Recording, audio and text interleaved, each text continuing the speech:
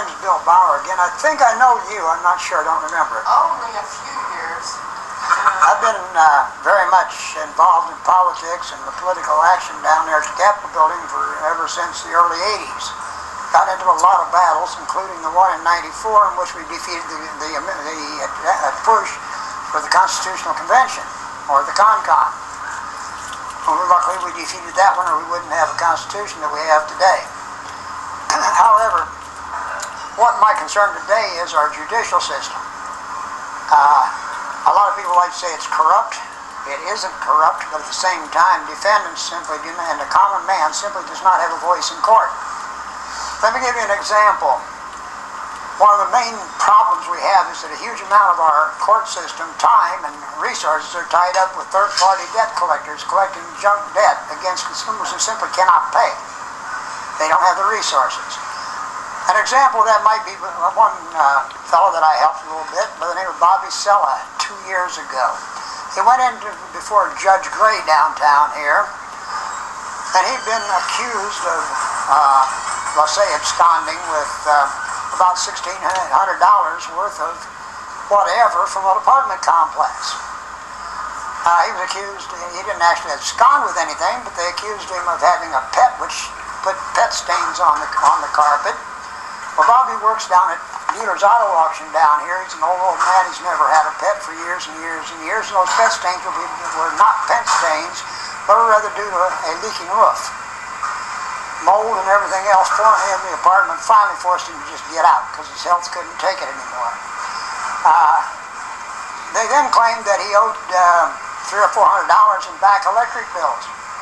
The only problem with that was that the electric was in his name, and he had a receipt from OG&E showing not only did he not owe anything, but they had returned his deposit. Now this went on and on and on.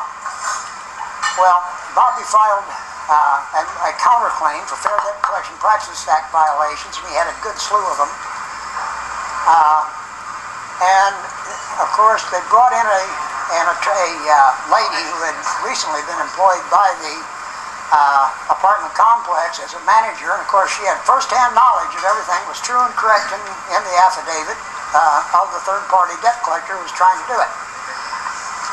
Well, when they got through, got into court, and Bobby said she doesn't know anything about this debt. She doesn't know anything about it except what has been heard by her and told by her. Therefore, anything she says is going to be hearsay evidence and not admissible in this court.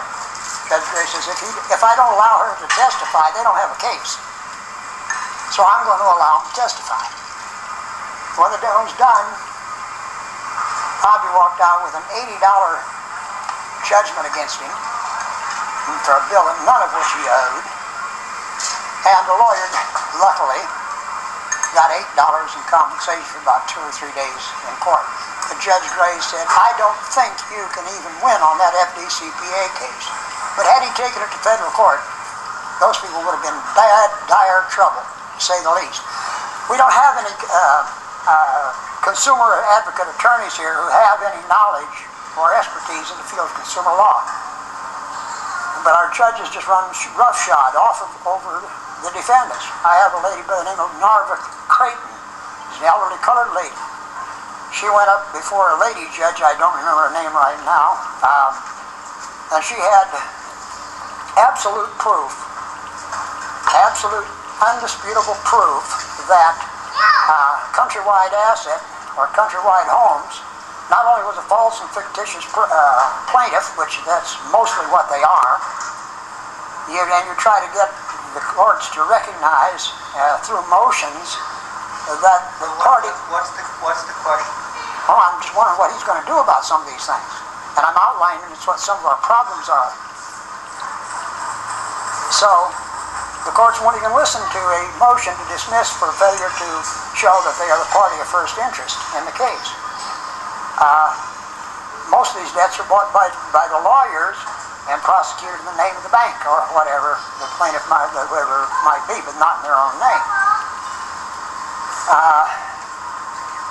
Narva Creighton went before the judge downtown on a foreclosure on her home, and she had absolute proof that Countrywide Homes had nothing to do with it. They were not the lender.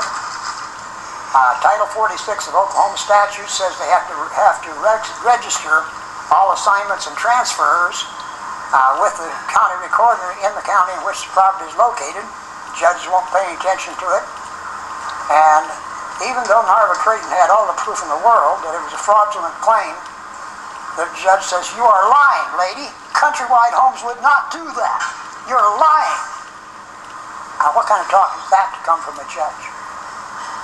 You see, and these are the kind of problems we're having in our court systems today. It's got to be fixed. What can you propose that we can do about it? Sounds like Mrs. Gray was a hero for what she did. Was she really fair in that case? Yeah. Yeah. The one thing that I've always been a proponent of, and of course a lot of that fair claims stuff gets on the federal side, where I know that, speaking of special interest, there's a lot of powerful special interests that influence that legislation.